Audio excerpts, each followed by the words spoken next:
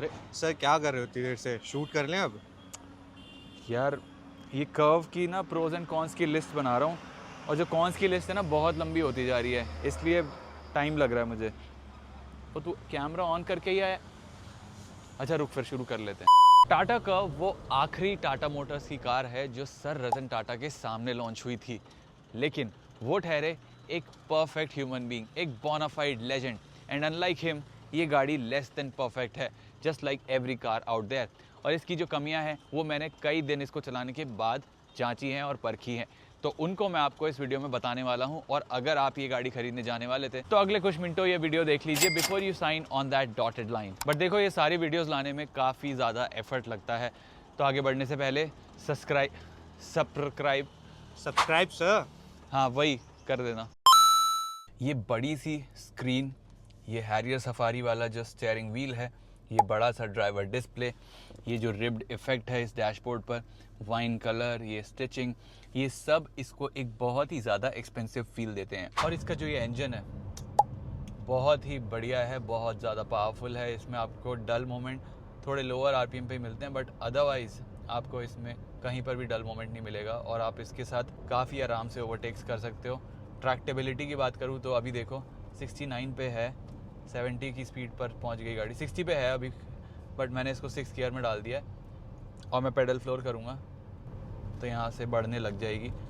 ज़्यादा इसमें hiccups feel नहीं होंगे, जो इंजन लगिंग वाली फील आती है वो नहीं आपको आएगी इसमें। और फीचर्स भी आपको ये भर भर के देती है। ये फ्रंट में आपको वेंटिलेटेड सीट्स मिलती हैं, ड्राइविंग मोड्स मिलते हैं, इलेक्ट्रिक पार्किंग ब्रेक तो ऑब्वियसली दिखा दिया है, ऑटो होल्ड आपको मैनुअल वेरिएंट के साथ मिलता है, और ऑब्वियसली यहाँ पर जो ये स्टीयरिंग है इसमें आपको एडास के फंक्शंस वगैरह मिल जाते हैं, और यहाँ पर आपको बड़ा सा सनरूफ मिलता है जो वॉइस असिस्टेड है। आपको ओके गूगल वाली फीचर्स भी मिल जाती हैं, and wireless Android auto, CarPlay और वायरलेस चार्जिंग पैड भी मिलता है। And how can I forget, 9 speaker का JBL ऑडियो सिस्टम भी आता है। और यहाँ पर आपको अंडर थाई सपोर्ट बहुत अच्छा मिलता है इन सीट्स पर। इनकी जो कुशनिंग है वो भी बहुत सही है। यहाँ पर आपको ये फोल्डेबल आर्मरेस्ट मिलता है, इसमें 2 कप होल्डर्स हैं। तीनों पैसेंजर्स को 3 पॉइंट सीट बेल्ट्स भी मिलती हैं, एंड ओवरऑल जो ये सनरूफ है ये आपके यहाँ तक एक्सटेंड होता है, एंड ये आपको बड़ी विंडोज़ मिलती हैं, तो यहाँ से आपको काफ़ी एयरी एक्सपीरियंस मिलता है।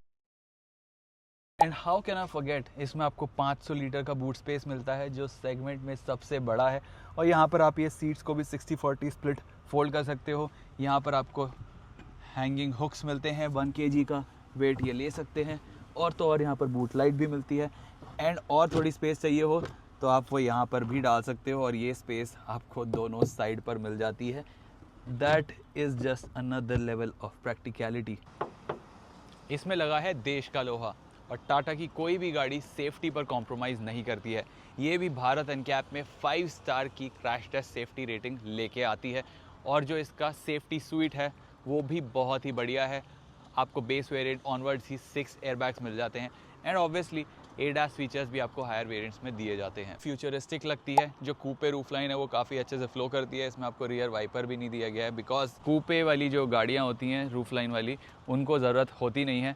और जो इसकी टेल लैम्प है वो भी काफ़ी ज़्यादा स्लीक और स्टाइलिश लगती है। अब इसकी हाइट ज़्यादा है, बॉडी पर लाइंस मस्क्यूलर हैं, तो इसकी वजह से इसकी जो रोड प्रेजेंस है वो काफ़ी अच्छी है।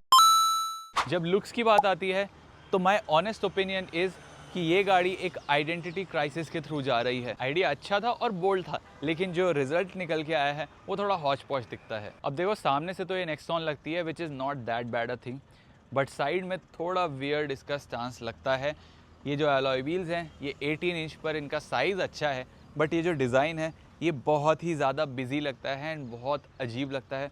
उसके बाद ये जो कूपे रूफलाइन है वो ऊपर से तो अच्छी है, बट इसको जो आप रियर 3/4 क्वार्टर से जब देखोगे तो वो थोड़ा ब्लोटेड टाइप का लगता है। अगर आपको इजी शब्दों में समझाऊं तो समझ लीजिए एक थोड़ा सा हेल्दी इंसान है जो ज़्यादा ओबीज नहीं है, बट उसने पहनी है स्किनी जीन्स और टाइट फिटिंग टी शर्ट जिसमें उसका बेली फैट थोड़ा ज़्यादा बाहर आ रहा है। So I think you get the image in your mind now. वो जो गुड लुक्स हैं, यानी जो कूपे रूफलाइन है, उसकी वजह से आपको थोड़ा सा हेड रूम पे कॉम्प्रोमाइज़ करना पड़ता है। मेरी हाइट 5'9" है और मेरा हेड ऑलमोस्ट ब्रश कर रहा है यहाँ पर रूफ से, एंड जो इसकी कैबिन की विड्थ है वो नेक्सॉन से सिर्फ 6 mm ज़्यादा है, यानी ये गाड़ी बहुत ज़्यादा लोगों को अकोमोडेट नहीं कर पाएगी। यहाँ पर मैक्सिमम आप 2 लोग और एक बच्चा बैठा सकते हो। उसके बाद यहाँ पर सेंटर पैसेंजर को कोई भी हेडरेस्ट नहीं दिया गया है एंड यहाँ पर कोई सन ब्लाइंड भी नहीं दिए गए हैं। ये जो फ्लश फिटिंग डोर हैंडल्स हैं बहुत ज़्यादा प्रीमियम लुक देते हैं। कर्व ईवी में इंट्रोड्यूस किए गए थे और भी दूसरी कार्स में आते हैं और जो इसका ड्रैग कोएफिशिएंट है उसको भी इम्प्रूव करते हैं। बट जब यहाँ पर आपको यूज़ करने की बात आए तो इसको एक तरीके से यूज़ किया जाता है और आप नोटिस करना आपके फैमिली के जो ओल्डर मेंबर्स हैं उनके लिए इसमें जो लर्निंग कर्व है, समझ रहे हो, वो थोड़ा हायर साइड पर होगा और कोई भी अगर आपकी गाड़ी में पहली बार बैठ रहा होगा तो उससे भी ये ढंग से एक्सेस शायद ना हो पाए। अब इमेजिन करो आपके दोनों हाथ फुल हैं ऐसे बैग्स के साथ। अब ये सब आप सामान जाके डिक्की में तो रखते नहीं हो, इन्हीं को अपने हाथ में लेके आप यहाँ से खोलने की कोशिश करोगे, जो कई बार थोड़ा ट्रिकी हो सकता है अगर ये थैले बड़े हो जाएं साइज़ में। और तो और यहाँ पर जो की इंसर्ट करने की जगह है उसमें भी आपको 2 हाथ लगाने पड़ेंगे जब आपको इसको इंसर्ट करना है। अब ओवरऑल कैबिन तो बहुत ज़्यादा बढ़िया क्वालिटी का लगता है, डिज़ाइन भी काफ़ी अच्छा है, लेकिन जब आप मैनुअल ख़रीदते हो तो आपको मिलता है ऐसा गियर लीवर जो इस कैबिन के साथ जाता नहीं है, मेल नहीं खाता, बहुत सस्ता लगता है। बट मेरी प्रॉब्लम ये नहीं है, मेरी प्रॉब्लम ये है कि मैनुअल के साथ भी आपको मिलता है इलेक्ट्रिक पार्किंग ब्रेक, और इलेक्ट्रिक पार्किंग ब्रेक दे दिया वो भी अच्छी बात है, लेकिन अगर आप गलती से गाड़ी स्टॉल कर देते हो तो गाड़ी का पार्किंग ब्रेक वहीं की वहीं लग जाता है। तो इसकी 2 प्रॉब्लम्स हैं। अगर आप एक ट्रैफिक सिग्नल पर स्टॉल करते हो तो आप पीछे वाली गाड़ी को ऑब्वियसली नहीं निकलने दोगे और वो आपको हॉर्न कर करके परेशान कर देगा और बाकी सब आपको नौसिखिया ड्राइवर समझेंगे, वो भी ठीक है। लेकिन अगर आप ड्राइव करते हुए 20-30 की स्पीड पर स्टॉल कर देते हो तो वहीं की वहीं ब्रेक लग जाता है, गाड़ी स्टॉल करने के बाद ऑब्वियसली मूव नहीं करती है, वहीं की वहीं ठहर जाती है, तो पीछे से कोई भी आती हुई गाड़ी आपकी गाड़ी को ठोक सकती है।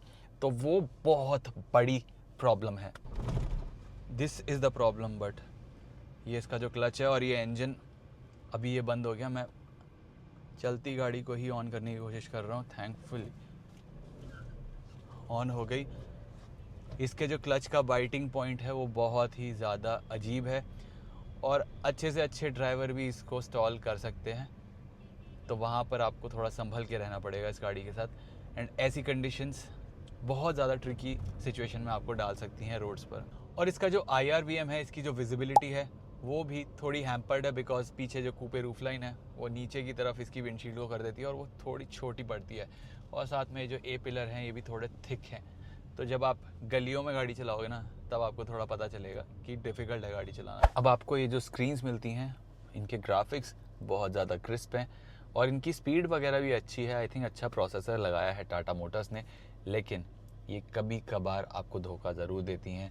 मतलब ये आपको कुछ ना कुछ गलत इन्फॉर्मेशन देती रहती हैं या फिर इंटुइटिवली काम नहीं करती हैं। जैसे यहाँ पर ये जो इसका टायर प्रेशर मॉनिटरिंग सिस्टम है, वहाँ पर मेरे को फ्रंट लेफ़्ट टायर में 2 दिन से प्रॉब्लम बता रहा है। मैंने चेक करवा लिया, उसमें हवा भी भरवा ली, लेकिन अभी भी हर बार गाड़ी ऑन करता हूँ तो यहाँ पर TPMS एरर ही बताता है। उसके बाद यहाँ पर जो स्क्रीन है इसका लेआउट वगैरह अच्छा है, इसमें आपको JBL मोड्स वगैरह मिलते हैं, जो स्पीकर्स का आउटपुट है वो भी अच्छा है, लेकिन ये कभी कभार कम इंटुइटिव रहती है। जब आप इसको चलाते हुए ऑपरेट करते हो तो आपके जो टच रिस्पॉन्सेज होते हैं वो आपको सही से नहीं मिलते हैं, जो काफ़ी अनोइंग हो जाता है। और कुछ अर्गोनॉमिक इश्यूज़ हैं जो आपको लंबे रास्ते पर बॉदर करेंगे। ये जो सीट्स हैं ये थोड़ी छोटी हैं, मेरा साइज़ बहुत ज़्यादा बड़ा नहीं है, बट ये मेरे लिए भी एकदम स्नग फिट है। अगर आप थोड़े लंबे चौड़े साइज़ के हो ना तो आप इस पर थोड़ा अनकंफर्टेबल हो जाओगे। ऑल्दो कुशनिंग इसकी अच्छी है तो लंबे रास्ते पर वो आपको बॉदर नहीं करेगी, और इस पर आपको वेंटिलेटेड सीट्स भी मिलती हैं। ये जो स्टीयरिंग है इसमें आपको मिलता है सिर्फ टिल्ट एडजस्ट, टेलीस्कोपिक एडजस्ट इसमें आपको नहीं मिलता है, which is expected in a car that's so expensive. और इस पूरे कैबिन में आप देख लो, इसमें आपको अच्छी स्टोरेज स्पेस नहीं मिलेगी। यहाँ पर जो स्टोरेज स्पेस है बहुत कम है, यहाँ पर आप फ़ोन नहीं रख सकते हो। यहाँ पर वायरलेस चार्जिंग पैड है और ये अंडर आर्मरेस्ट स्टोरेज है जो बहुत छोटी है, इसमें बस एक फ़ोन और वॉलेट रख सकते हो आप। और जो इसमें कप होल्डर्स दिए गए हैं वो यहाँ पर ओपन में नहीं है, वो यहाँ पर आपके ग्लव बॉक्स के अंदर दिए गए हैं। बहुत ही वियर्ड प्लेसमेंट है कप होल्डर्स के लिए। अब यहाँ पर आप कॉफ़ी रख के तो गाड़ी नहीं चलाओगे, काफ़ी ज़्यादा चांसेस है कि आपकी कॉफ़ी स्पिल होगी या फिर आप उसको एक्सेस नहीं कर पाओगे। यहाँ पर ड्राइवर सीट से तो पहुँचना भी बहुत मुश्किल है। ADAS फीचर्स होना बहुत अच्छी बात है, एक एक्स्ट्रा स्वीट ऑफ सेफ्टी आपको ऐड हो जाता है। टाटा कर्व में भी आपको मिलता है, बट प्रॉब्लम ये है कि ये देखो इसका ड्राइवर असिस्टेंस सिस्टम मैंने खोला तो ये फॉरवर्ड कोलिजन ये हमेशा इंट्रूसिव रहता है।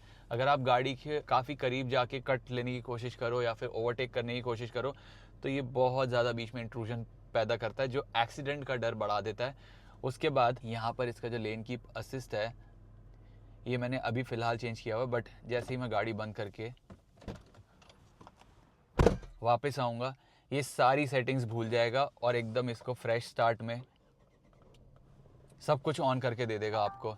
यानी जैसे ही आपने गाड़ी ऑन करी, यानी ये हम गए ड्राइवर असिस्टेंस पे, ये देखो ये सब कुछ ऑन कर दिया इसने वापस। ये लेन कीप असिस्ट भी इसने वापस ऑन कर दिया, जबकि मैंने ये lane departure warning only pay किया था। And this vehicle TPMS error is still here, जबकि ऐसी कोई प्रॉब्लम है नहीं और हर बार आपको इस सब चीज़ों से जूझना पड़ता है। तो ये थे टाटा कर्व के प्रोज एंड कॉन्स। आप इनमें से किस किस के साथ एग्री करती हो कमेंट करके बता दीजिए। और तो और अगर आप एक टाटा कर्व ओनर हो तो मैं आपसे सुनना चाहता हूँ, अगर आप कमेंट में लिख के बता सकते हैं तो डेफिनेटली दूसरे लोगों की भी काफ़ी हेल्प होगी। और अगर आपको कोई दिक्कत आ रही है अपनी टाटा कर्व या फिर किसी और भी गाड़ी के साथ तो वो भी आप मुझे डेफिनेटली बता सकते हो। I will definitely take it to the highest level and try to help you. Video पसंद आया हो तो like share and subscribe. Thank you so much for watching.